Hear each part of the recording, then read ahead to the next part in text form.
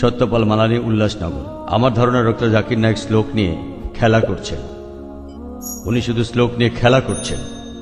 ইসলাম এই পৃথিবীর মানুষকে ভাগ করেছে দুই ভাগে, একটা হলো মুমিন, আরেকটা হলো কাফির। অবশ্যই আমরা ইসলাম ধর্মের এই কথাগুলো বিশ্বাস করি না, মানতেও পারি না। তাই ইসলাম ধর্ম যেভাবে আমাদের উপর সর্বজনের ভ্রাতৃত্বকে চাপিয়ে দিচ্ছে, সেটা আসলে কখনোই সম্ভব না। ইসলাম মানুষের মধ্যে শুধু বিভেদ তৈরি করে। তাদের মধ্যেও আছে শিয়া, সুন্নি, এছাড়াও ইসলামে আরো 70টা গোত্র আছে। হ্যাঁ, আমি আমার প্রশ্ন করছি, ইসলাম এটা দিতে পারবে না। পৃথিবীতে একমাত্র হিন্দু ধর্মই আমাদের সর্বজনীন ভ্রাতৃত্ব উপহার দিতে পারবে। এক্কাম সত্তা বিপ্র বহুদা ভদান্তি, একটু আগে আপনি বললেন। ইসলাম এটা কোনোভাবেই মানে না। গরু হত্যা করছে, কাফির হত্যা করছে, তাদের সম্পত্তি কেড়ে নিচ্ছে, লুট, নারী নির্যাতন। ইসলামই বলে ভ্রাতৃত্ব, তাহলে কিভাবে আসবে? আপনার মুখে ভ্রাতৃত্বের কথা আসলে শুধু শ্লোক নিয়ে খেলা করা। আপনি আসলে হিন্দু ধর্ম বলতে গিয়ে ইসলাম ধর্ম বলে ফেলেছেন। ভাই, আপনি বেশ কিছু মন্তব্য করেছেন। আর ইসলাম বলে ইন্নাল্লাহ মা'আস সাবিরিন, নিশ্চয়ই আল্লাহ তাদের সঙ্গে আছেন যারা ধৈর্যশীল। ভ্রাতৃত্ব বজায় রাখতে গেলে আপনাকে ধৈর্যশীল হতে হবে। ধৈর্যশীল যদি আমরা না হই, তাহলে ভাইয়ের সাথে ভাইয়ের যুদ্ধ লেগে যাবে। ইসলাম বলছে সূরা আল বাকারার 153 নম্বর আয়াতে আছে, ইন্নাল্লাহ মা'আস সাবিরিন, নিশ্চয়ই আল্লাহ ধৈর্যশীলদের সঙ্গে আছেন। আর ভ্রাতৃত্ব বজায় রাখতে চাইলে ধৈর্যশীল হতে হবে। আর আমি এখানে উপস্থিত গুরুজনদের শ্রদ্ধা করি। তিনি হয়তো হিন্দু ধর্ম সম্পর্কে ভালো জানেন, তবে দুঃখিত যে আমি তার সঙ্গে একমত নই। ইসলাম সম্পর্কে তার জ্ঞান কিছুটা কম। আর ওনার সাথে আমি একমত যে ইসলাম ধর্মে মানুষকে দুই ভাগে ভাগ করা হয়। একটা হলো যারা বিশ্বাসী মুমিন, আরেক দল হলো কাফির, উনি যেভাবে বললেন। আর প্রত্যেক ধর্মেই দুই প্রকার মানুষ আছে, এমনকি হিন্দু ধর্মেও হিন্দু আর অহিন্দু। খ্রিস্টান ধর্মে খ্রিস্টান আর অখ্রিস্টান, ইহুদি ধর্মে ইহুদি আর নন ইহুদি, ইসলামে মুসলমান আর অমুসলমান। তাহলে ইসলাম আলাদা হলো কি করে? আর আমি এখানে হিন্দু ধর্মের সমালোচনা করব না, আমি সমালোচনা করব না। কিন্তু আজকের এই লেকচারে আমি হিন্দু ধর্ম নিয়ে কথা বলবো, কারণ আমি বিভিন্ন ধর্মের একজন ছাত্র হিসাবে আমি বেদ পড়েছি, আমি উপনিষদ পড়েছি। তবে এখানে ছোট্ট একটা মন্তব্য করি। হিন্দু ধর্মগ্রন্থ বেদে আছে যে এই মানুষ জাতি সৃষ্টি হয়েছে সর্বশক্তিমান ঈশ্বরের 4টে অংশ থেকে। তার মাথা থেকে এসেছে ব্রাহ্মণ, বুক থেকে এসেছে ক্ষত্রিয়, আর উরু থেকে বৈশ্যরা ব্যবসায়ী জাত, আর পা থেকে শূদ্ররা বর্ণপ্রথা। আমি এটা নিয়ে মন্তব্য করতে আসিনি, আমি এটা চাই না। আমি চাই না হিন্দু ভাইদের মনে আঘাত দিতে। ইসলাম ধর্ম এটার অনুমতি দেয় না। আমি এসব নিয়ে মন্তব্য করছি না, কোনো ধর্মের সমালোচনা করছি না, আমি কারো সমালোচনা করছি না। আমি কথা বলছি না যে কোনো ধর্ম ভুল। তবে আপনি যদি ভালোভাবে বেদ পড়ে থাকেন, আপনি এখানে সবাইকে বলতে পারেন বেদে কথা বলে কিনা যে স্রষ্টার মাথা থেকে ব্রাহ্মণ এসেছে, তার বুক থেকে ক্ষত্রিয়রা এসেছে, উরু থেকে এসেছে বৈশ্যরা ব্যবসায়ী জাত, বিদ্বান গোত্র, যোদ্ধা গোত্র, ব্যবসায়ী গোত্র, শূদ্র। শূদ্ররা হলো সবচেয়ে নিম্নবর্ণের। আর ডক্টর আম্বেদকর এটা নিয়ে বই লিখেছেন। আমি সব খুলে বলছি না। হিন্দু ধর্ম আমি ভালোভাবে পড়েছি। আমি হিন্দু ধর্মের অনেক কিছু শ্রদ্ধা করি, বেশ কিছুর ব্যাপারে একমত নয়, এটা আমাকে আপনি বলতে বাধ্য করলেন। পবিত্র কোরআনে সূরা আনামের 108 নম্বর আয়াতে আছে, তাহাদিগকে গালি দিও না আল্লাহকে ছাড়িয়ে তাহারা যাহাদিগকে ডাকে, কেননা অজ্ঞানতাবশত তাহারা গালি দিবে আল্লাহ সুবহানাহু ওয়া তাআলাকে। এখানে আমি হিন্দু ধর্মের ভালো দিকগুলো নিয়ে বলেছি। কথাটা হলো তারা এক ঈশ্বরের ধারণায় বিশ্বাস করে। আপনার প্রশ্নের ব্যাপারে বলি যে আপনি বলেছেন মুসলিমরা তারা মানুষ খুন করে, এছাড়াও তারা হত্যা করে। আপনি বললেন গরু, ঠিক আপনি কথা বলেছেন। এই সবগুলো অভিযোগের উত্তর দেওয়া দরকার, সময় এখানে কম, কয়েকটার উত্তর দিচ্ছি। অন্য কেউ প্রশ্ন করেন, আপনাদের সবার ভুল ধারণাগুলো আমি ভেঙে দেব, আমারও ভালো লাগবে। আর ভুল ধারণাগুলো ভাঙিয়ে দিলেই তারা ইসলামকে ভালোভাবে বুঝতে পারবে। এজন্য আমার লেকচারে সবসময় একটা প্রশ্নোত্তর পর্ব থাকে। আর আমরাও বলি যখন কেউ সমালোচনা করে আমারও ভালো লাগে। যত বেশি সমালোচনা হবে তত বেশি বোঝাতে পারবো, তত ভালো করে ইসলামকে বুঝতে পারবেন। আমিও সেটাই করি। ইসলামও বলে সত্যকে ছড়িয়ে দিতে। হিকমার সাথে পবিত্র কোরআনে সূরা নেহালের 125 নম্বর আয়াতে আছে, উদু ইলা সাবিলি রাব্বিকা বিল হিকমা ওয়াল মাউযিতিল হাসনা ওয়াজাদিলুম বিল্লাতি। মানুষকে প্রতিপালকের পথে আহ্বান করো হিকমত আর সদুপদেশ দ্বারা। আর উহাদের সহিত তর্ক করিবে সবচেয়ে উত্তম পন্থায়। যখন বলা হয় আমরা আমিষ খেতে পারবো কিনা, গরু ছাগল কোরবানি দেয় ইত্যাদি, আর অনেক অমুসলিমই বলবে মুসলমান আপনারা সবাই নিষ্ঠুর মানুষ, প্রাণী হত্যা করেন। ভাই আপনাদের আমি বলি, একজন মুসলমান খুব ভালো মুসলমান হতে পারে, এমনকি যদি সে পুরোপুরি ভেজিটেরিয়ান হয়। এটা বলা হয়নি যে আপনাকে অবশ্যই ভেজিটেরিয়ান হতে হবে ভালো মুসলিম হতে গেলে, কিন্তু পবিত্র কোরআনে অনেকবারই বলা হয়েছে যখন তুমি মাংস খেতে পারো তখন মাংস খাবে না কেন। পবিত্র কোরআনে সূরা মাইদার 1 নম্বর আয়াতে উল্লেখ আছে, বলা হয়েছে যে ইয়া আইয়ুহাল্লাযিনা আমানু, হে মুমিনগণ তোমাদের অঙ্গীকার পূর্ণ করিবে, আর তোমাদের জন্য কিছু চতুষ্পদ প্রাণীকে হালাল করা হইয়াছে আর কিছু প্রাণী হারাম। পবিত্র কোরআনে সূরা নাহলের 5 নম্বর আয়াতে উল্লেখ আছে যে আল্লাহ চতুষ্পদ জন্তু সৃষ্টি করিয়াছেন যাহাতে তোমরা শীত নিবারণ করিতে পারো এবং উহাতে বহু উপকার রহিয়াছে এবং উহা হইতে তোমরা আহার করিয়া থাকো। পবিত্র কোরআনে সূরা মুমিনুনের 21 নম্বর আয়াতে উল্লেখ আছে তোমরা চতুষ্পদের মাংস আহার করিতে পারো।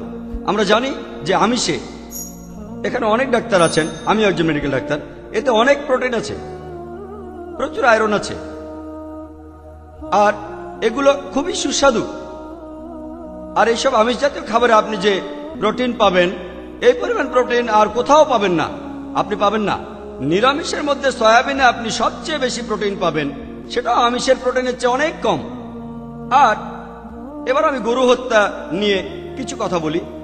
যদি হিন্দু ধর্মগ্রন্থগুলো পড়েন, আমি এখানে কোন ধর্মের সমালোচনা করছি না, ভাই একটা প্রশ্ন করেছেন তাই আমাকে সত্য কথাটা বলতে হবে।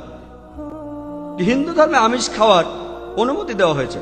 হিন্দু ধর্মগ্রন্থে দেখবেন সাধু সন্তরা আমিষ জাতীয় খাদ্য খায়, এমনকি গরুর মাংস। পরবর্তীতে অন্যান্য বেশ কিছু ধর্মের প্রভাবে, যেমন ধরুন জৈন ধর্ম ইত্যাদি, মানুষের উপর অহিংসার দর্শনের প্রভাব এসে পড়ল, তারা প্রাণী হত্যা বাদ দিল, তারা এই দর্শনটাকে তাদের জীবনধারায় যোগ করল। তবে ইসলাম ধর্ম প্রাণীদের অধিকারের কথা বলে থাকে। শুধু প্রাণীদের অধিকার নিয়ে আমি একটা লেকচার দিতে পারি। পবিত্র কোরআনে আছে পশুর উপর বেশি বোঝা চাপিও না, তাদের প্রতি সদয় হও, তাদের খাদ্য দাও, কিন্তু প্রয়োজনে তোমরা তাদের মাংস খাইতে পারো। আর যদি আপনি অন্যান্য ধর্মগুলো ভালোভাবে দেখেন, অনেকে আমিষ খেতে বারণ করেছে। এই দর্শনের ভিত্তিটা হলো এই যে আপনি প্রাণী হত্যা করবেন না, কারণ তাদের জীবন আছে, সে কারণে আমিষ খাওয়াটা অন্যায়। আমি এর সাথে একমত। যদি কোনো মানুষ এই পৃথিবীতে মানুষ হত্যা না করে থাকে, সেখানে আমিই থাকবো সবার উপরে। সর্বজনীন ভ্রাতৃত্ব হিন্দু ধর্মে আছে যে সব প্রাণী আপনার ভাই। প্রত্যেক প্রাণী, হোক সে সাপ, পাখি অথবা পতঙ্গ। আমি আপনাদের একটা প্রশ্ন করছি যে কোন মানুষটা হাজার হাজার ভাইকে না মেরেও 5 মিনিটের জন্য বেঁচে থাকতে পারে? এখানে যারা মেডিকেল সায়েন্স পড়েছেন তারা ভালো বুঝতে পারবেন যে আপনারা যখন নিঃশ্বাস নেন তখন আপনার শরীরে প্রচুর ময়লা জীবাণু ঢুকে, সেগুলোকে মেরে ফেলেন। তার অর্থ এই ধর্মে বাঁচার জন্য আপনার ভাইদের আপনি মেরে ফেলছেন। ইসলামের সর্বজনীন ভ্রাতৃত্ব বলে মানুষ জাতির প্রত্যেকেই আপনার ভাই। বিশ্বাসের ভ্রাতৃত্বে প্রত্যেক মুসলমানই ভাই ভাই, প্রত্যেক প্রাণীই আমার ভাই নয়। তবে অন্য প্রাণীদের রক্ষা করতে হবে, তাদের ক্ষতি করবেন না, বিনা কারণে তাদের অত্যাচার করবেন না, তবে প্রয়োজন হলে সেগুলোর মাংস খেতে পারেন। তাই যে দর্শন বলে আমিষ খাবার খাওয়া অন্যায়, কারণ এখানে আপনি প্রাণী হত্যা করছেন, বিজ্ঞান প্রমাণ করেছে, এমনকি গাছপালারও জীবন আছে, আপনারা জানেন। তাই এ কথা এখানে খাটছে না যে প্রাণী হত্যা করা অন্যায়। তাই এখন তারা যুক্তিটা পাল্টে বলল যে আচ্ছা, গাছেরও জীবন আছে, তবে তারা ব্যথা অনুভব করে না, তাই গাছ হত্যার চেয়ে প্রাণী হত্যা অনেক বড় অপরাধ। আর আজকের দিনে বিজ্ঞান উন্নত হয়েছে, আমরা জানি গাছও ব্যথা অনুভব করে, এমনকি গাছও কাঁদতে পারে, গাছেরও ভালো লাগতে পারে। তাই গাছ ব্যথা অনুভব করে না, এটা টিকলো না। এখানে ব্যাপারটা হলো যে গাছের কান্না মানুষ শুনতে পায় না, কারণ মানুষ কানে যে শব্দ শোনে সেটা সীমা 20 সাইকেল পার সেকেন্ড থেকে 20,000 সাইকেল পার সেকেন্ড। এই সীমার মধ্যে কিছু হলে মানুষ সেটা শুনতে পায়, এই সীমার নিচে বা উপরে মানুষ কিছু শুনতে পায় না। যেমন ধরুন কেউ যদি ডগ হুইসেল বাজায়, ডগ হুইসেল চেনেন, যেটাকে বলে সাইলেন্ট ডগ হুইসেল। যখন কেউ এই হুইসেল বাজায়, এটা সীমা হচ্ছে 20,000 সাইকেল পার সেকেন্ডের উপরে, 40,000 সাইকেল পার সেকেন্ডের নিচে। কুকুর 40,000 সাইকেল পার সেকেন্ড পর্যন্ত শুনতে পায়। তাই কেউ যদি হুইসেল বাজায়, কুকুর হুইসেলটা শুনতে পারে কিন্তু মানুষ শুনতে পায় না, এটাকে বলা হয় সাইলেন্ট ডগ হুইসেল। একইভাবে গাছপালার যে কান্নাকাটি আমরা মানুষরা কিছুই শুনতে পায় না, তবে গাছও কাঁদে, তারাও ব্যথা অনুভব করে। আমাদের একজন ভাই বললেন, যিনি বিষয়টা নিয়ে বেশ তর্ক করছিলেন, আর আমাকে বললেন, ভাই জাকির, আপনার কথা আমি মেনে নিলাম যে গাছপালারও জীবন আছে, তারাও ব্যথা অনুভব করে, তবে আপনি কি জানেন যে গাছের দুটো ইন্দ্রিয় কম আছে, তাদের 3টা ইন্দ্রিয় আছে, পশু পাখির ইন্দ্রিয় আছে 5টি। তাই গাছপালা হত্যার চেয়ে পশু হত্যা করা অনেক বড় অন্যায়।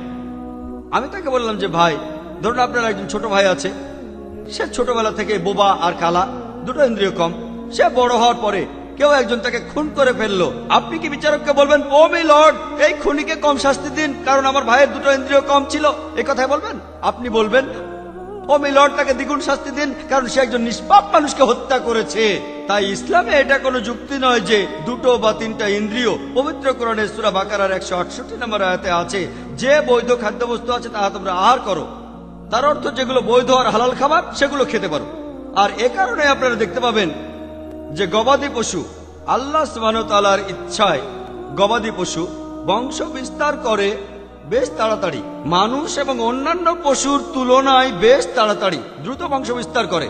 যদি আপনার কথা মেনে নেই যে মানুষ কোনো গবাদি পশু খাবে না, তাহলে পৃথিবীতে গবাদি পশুর পরিমাণ অনেক বেড়ে যাবে, অনেক বাড়বে। আর বললেন গরু হত্যা করা, এ নিয়ে বই লিখেছেন মৌলানা আব্দুল করিম পারেক। গো হত্যা, গরু কোরবানি কে জন্য দায়ী? যদি ভালোভাবে দেখেন, যারা চামড়া নিয়ে ব্যবসা করে, গরুর চামড়া মুসলিম অমুসলিম উভয়ই আছে, চামড়া, গরুর চামড়া, তারা এটা করে। তাই এটা থেকে যারা উপকার পাচ্ছে এই গোহত্যা থেকে, তাদের মধ্যে মুসলিমদের চেয়ে অমুসলিমরাই বেশি। তাই যদি ইতিহাস ভালোভাবে জানেন আর যুক্তিও ভালোভাবে বোঝেন, আমরা জানি আল্লাহ বলেছেন যে বৈধ খাদ্যবস্তু আছে তাহা তোমরা আহার করো, যদি এটা খান এতে কোনো সমস্যা নেই। এছাড়াও যদি ভালোভাবে দেখেন, তৃণভোজী প্রাণীর দাঁতগুলো যদি দেখেন, গরু, ছাগল, ভেড়া, তারা শুধু শাকসবজি খায়, তাদের দাঁতগুলো সব সমান। যদি আপনারা মাংসাশী প্রাণীর দাঁতগুলো ভালোভাবে খেয়াল করেন, সিংহ, বাঘ, চিতাবাঘ, তাদের দাঁতগুলো খুব সুচালো, তারা শুধু মাছ মাংস খায়। যদি আপনি মানুষের দাঁত দেখেন, আয়নায় আপনার নিজের দাঁত দেখতে পারেন, আমাদের সুচালো দাঁত আছে, সমান দাঁতও আছে। যদি সর্বশক্তিমান ঈশ্বর আমাদের শুধু নিরামিষই খেতে বলতেন, তাহলে আমাদের সুচালো দাঁত দিলেন কেন? কেন? আমিষ খাওয়ার জন্য? যদি আপনারা তৃণভোজী প্রাণীদের পরিপাকতন্ত্র ভালোভাবে খেয়াল করেন, গরু, ছাগল, ভেড়া, তাদের পরিপাকতন্ত্র শুধু নিরামিষই হজম করতে পারে। মাংসাশী প্রাণীগুলোর পরিপাকতন্ত্র, বাঘ, সিংহ, চিতাবাঘ, তারা শুধুমাত্র আমিষ হজম করতে পারে।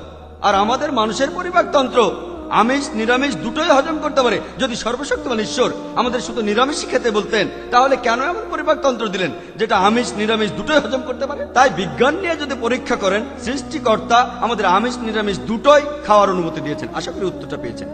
যদি আপনার অন্য কোনো প্রশ্ন, কোনো ভুল ধারণা থাকে, আমি আনন্দের সাথে তার উত্তর দেব। একবারে একটা ধারণা বলবেন যাতে আমি তা দূর করার সময় পাই। আপনাকে ধন্যবাদ।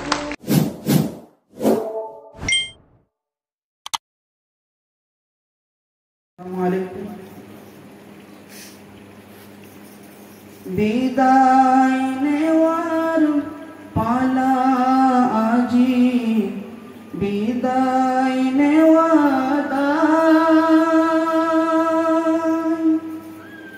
এই তোমাদের বিদায় বেলা স্মরণ করি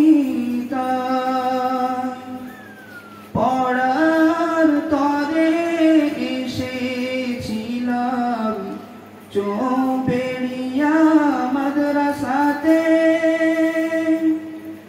একই সাথে ছিলাম মোরা সবাই মিলে মিশে। চলার পথে কর্মদোষে থাকে যদি ভুল, ক্ষমা করে দিও মোদের ওগো ভাই সকল। এবার মোদের যেতে হবে পড়াশোনার শেষ